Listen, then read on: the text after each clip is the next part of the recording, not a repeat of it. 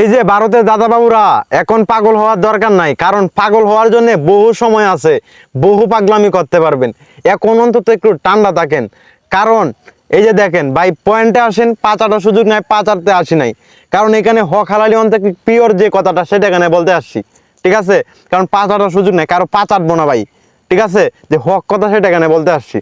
আচ্ছা দেখেন, আমাদের যে বাংলাদেশের যে প্রধানমন্ত্রী শেখ হাসিনা, শেখ হাসিনা পতন হওয়ার পরেই কিন্তু যে ভারত আমাদের প্রতি যে একটা মানে অত্যাচার শুরু করছে, হ্যাঁ, ভারতের দাদাবাবুরা বলতেছে আমরা নাকি হিন্দুদেরকে, হ্যাঁ, পয়েন্টে আসেন যে বিষয়টা, পয়েন্ট বুঝতে হবে।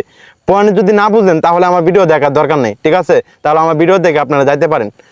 বিষয়টা হচ্ছে, দেখেন যে আমাদের দেশের যখন এই প্রধানমন্ত্রী ছিল, যখন শেখ হাসিনা আমাদের এখানে ছিল, আমাদের দেশে যখন ছিল, তখন হচ্ছে ভারতের যে দাদা বাবুরা তারা কিন্তু আমাদের সাথে ভালো একটা সম্পর্ক ছিল।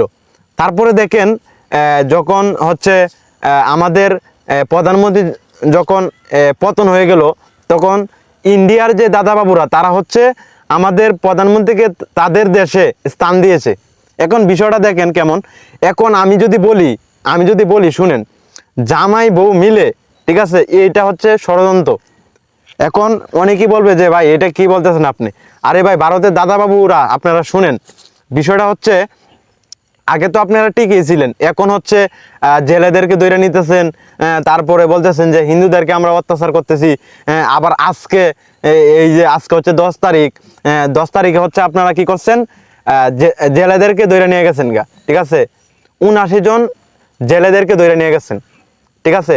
এখন হচ্ছে আমাদেরও তো হচ্ছে কোস্ট গার্ড আছে, ঠিক আছে? তারা হচ্ছে তো ধরে নিতে পারে নাই, আপনাদেরকে ধরে নিতে পারতো, কিন্তু পারে নাই, কিন্তু ধরে নেয় নাই। কারণ হচ্ছে তারা তো হচ্ছে এইভাবে অন্যায়ভাবে ধরে নিবে না, কারণ বিষয়টা হচ্ছে তারা তো খুব ভালো লোক।